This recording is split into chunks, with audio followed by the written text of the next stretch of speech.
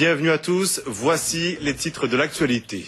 1er décembre, journée mondiale de lutte contre le sida, les associations réclament la mise en place d'un test de dépistage rapide. 25 ans après l'apparition du virus, le dépistage va être redéfini en direction des homosexuels, une population dont le taux de contamination est 200 fois plus élevé que chez les hétéros. En pointe dans ce combat, Tchembered, une association de lutte contre les homophobies. Son délégué général est ce soir notre invité. Bonsoir. Tchembered, on en parlera dans quelques instants, organisé il y a quelques jours un débat à Paris. Kelly Pujar, Sami Gagda. S'exiler en métropole pour mieux vivre son homosexualité, un choix adopté par de nombreux ultramarins. Ils sont animateurs, juristes ou étudiants et ne conçoivent pas de retourner en Outre-mer. Une déchirure pour beaucoup, comme Marc, ils ne souhaitent pas apparaître à visage découvert. Quand je suis là-bas, j'essaie de ne pas paraître suspect. Là c'est sûr, j'essaie de faire attention, quoi, parce que ils disent bon, essayer de pas être maniéré ou juste comme ça, ou être efféminé, ou je sais pas. Donc oui, c'est petites choses. Pour certaines familles, les familles antillaises, c'est pas évident d'accepter le fait que leurs enfants soient homosexuels. Donc soit ils les renient complètement, soit ils les rejettent parce que le qu'en dira-t-on, ou soit effectivement il y a quand même une acceptation, une tolérance, mais en disant bon on accepte mais il faut pas que tu te montres quoi. Donc voilà. Cette pression sociale est un véritable fléau pour l'association Tchembered et pour deux raisons. L'épidémie de sida est principalement concentrée chez les homosexuels. Plus de 20% ignoreraient leur séropositivité.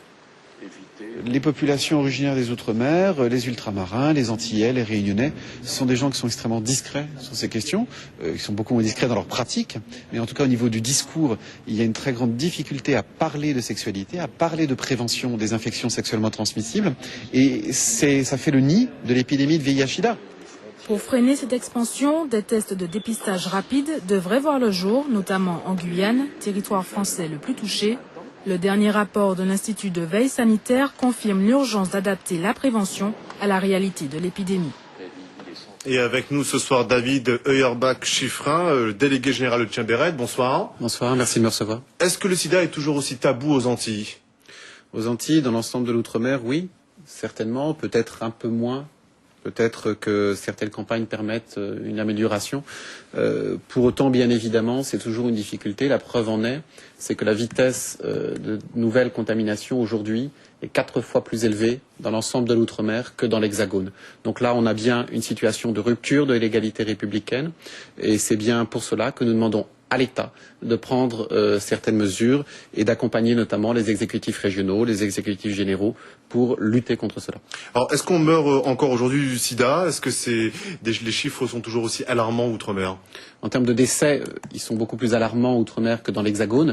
Il y a cependant dans l'ensemble beaucoup moins de décès, puisqu'aujourd'hui on arrive à peu près à bien suivre les personnes qui sont séropositives.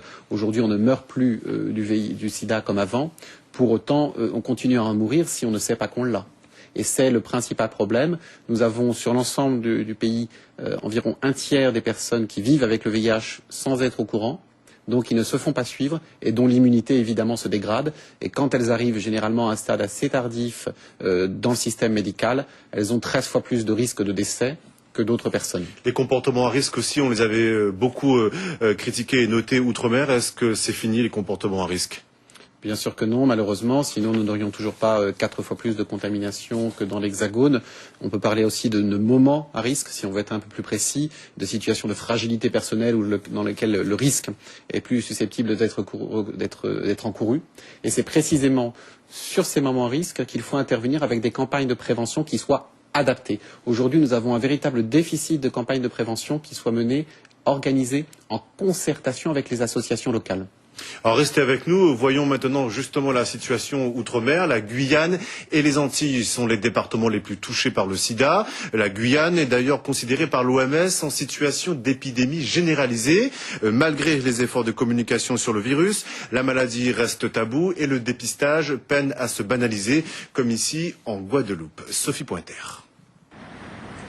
Le dépistage est au cœur de toutes les campagnes de prévention et pourtant, la population ne se sent pas vraiment concernée par cette démarche. Car en Guadeloupe, fréquenter un centre de dépistage n'a rien d'anodin, bien au contraire. Dans cette salle d'attente, aucune des personnes présentes n'a accepté d'être filmée, D'ailleurs, il y a comme une gêne dans cette pièce où personne ne se regarde. Le docteur Messiaen, qui dirige le centre de Beauperthuis, déplore cette discrimination autour du dépistage.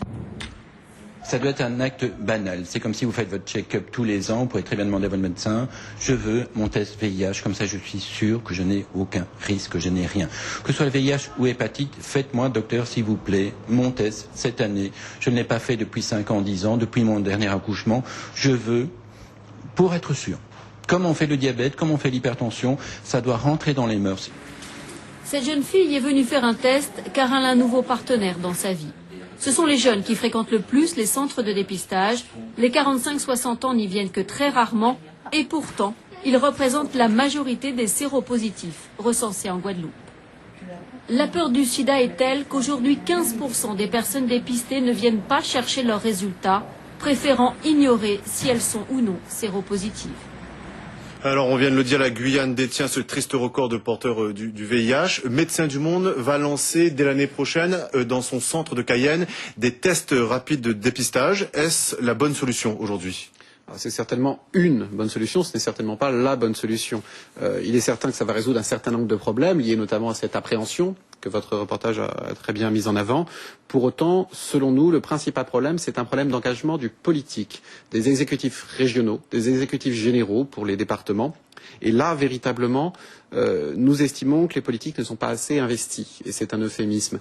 Pour des raisons qui sont tout à fait compréhensibles, mais contre lesquelles il faut lutter. Il y a notamment la peur d'une certaine stigmatisation de nos départements, de nos pays d'outre-mer.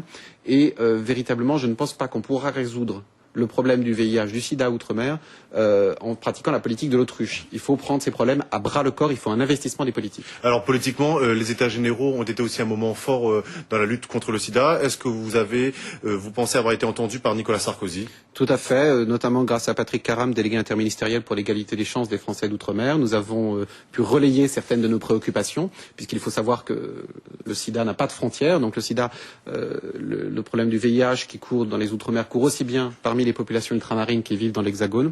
Et le président de la République, Nicolas Sarkozy, a à cet égard annoncé des mesures qui nous semblent satisfaisantes. Bien évidemment, ce sont pour l'instant des annonces. Il faudra envisager qu'elles deviennent concrètes. Il faudra voir comment. Mais les mesures semblent intéressantes. Et c'est précisément pour cela que nous avons lancé hier, avec 14 associations ultramarines, notamment le collectif d'hommes présidé par Daniel Dalin, un appel pour qu'il y ait une grande conférence sur le sida parmi les Français originaires de l'outre-mer, qu'ils vivent dans l'Hexagone ou qu'ils vivent outre-mer. Et nous souhaitons que cette conférence se tienne en février 2010, c'est-à-dire rapidement, puisqu'il faut mettre en œuvre rapidement les mesures annoncées par Nicolas Sarkozy, qu'elle se tienne à Cayenne exactement, en Guyane, qui est le département français le plus touché. Est-ce que vous avez eu une réponse du secrétariat d'État à l'outre-mer, de la nouvelle ministre de l'outre-mer, Marie-Luce Panchard ? Alors, nous avons eu une réponse de Patrick Caram qui a indiqué qu'il soutenait cet appel pour cette conférence.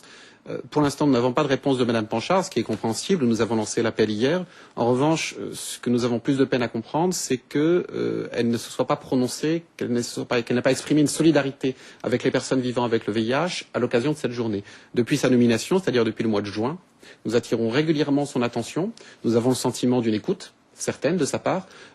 Pour autant, nous ne comprenons pas, ou nous comprenons en tout cas, nous comprendrions difficilement qu'elle ne se prononce pas d'une façon ou d'une autre sur cette question à l'occasion de la Journée mondiale de lutte contre le sida.